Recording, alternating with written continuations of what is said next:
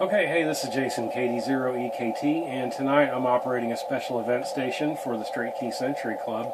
I'm operating K3Y/5. We do this throughout the month of January to celebrate mechanically generated Morse code and to get it out on the worldwide airwaves. And that's our club call. And obviously with /5, I'm covering the central southern part of the United States for the club. So I just want to show everybody how a bug key actually works.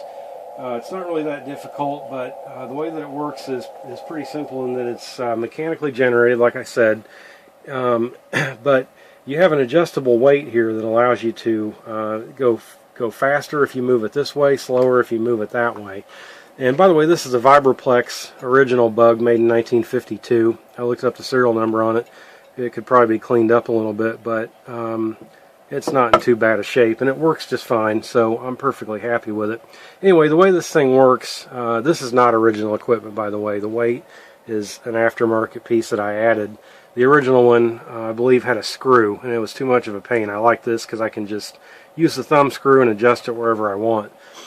But anyway, the way that it works is I'll turn off the transmitter so we're not putting this part out onto the air here. But when you push to the right, you get your longs. And when you go to when you push to the left, you get your longs. When you push to the right, it's shorts. And it's nothing fancy, it's just a spring right there that bounces.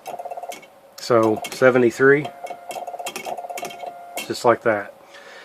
So what I'll do is go on ahead and call a couple times. I'll call CQ, K3Y/5, K3Y/5, PSEK. Please call.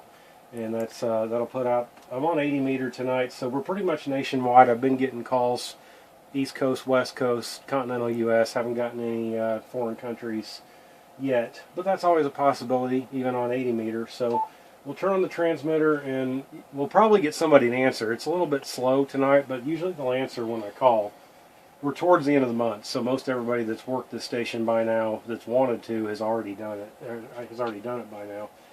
But one thing you'll notice is kind of one of my pet peeves is when the answering station is off frequency, you'll hear a difference in the tone. In other words, the frequency of the audible frequency that they're sending back that's coming through my speaker won't match the sending tone. The other thing you'll notice is the receive light here won't light up. If they're on frequency, which a lot of these guys are not, they're so far off it's hard for me to hear them. If they're dead on, they're zero beated and on frequency, you'll see the light up in sync with the actual audio part of the code. So anyway, so I'll go ahead and call here.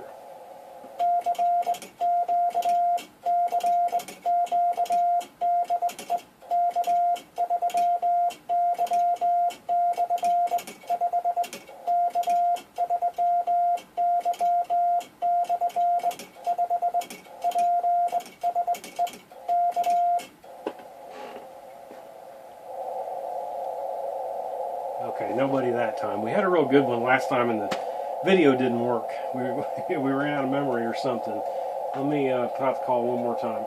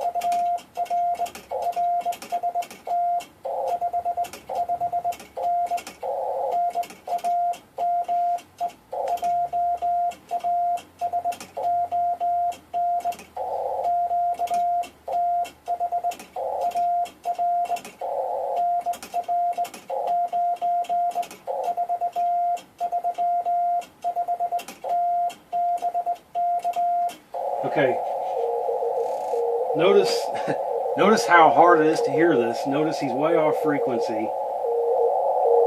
because that's the reason why it's hard to hear, is because he's off frequency. It really strains my ears. So anyway, he's just sending me back his club information now. So I sent him his signal report, RST. I told him we were in Arkansas and my first name.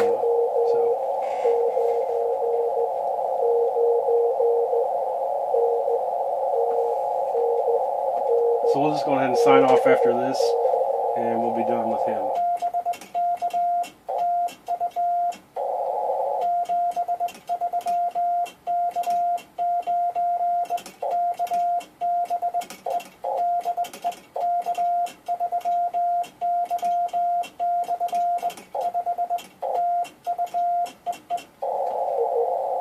Okay, and that's one contact for K3Y/5.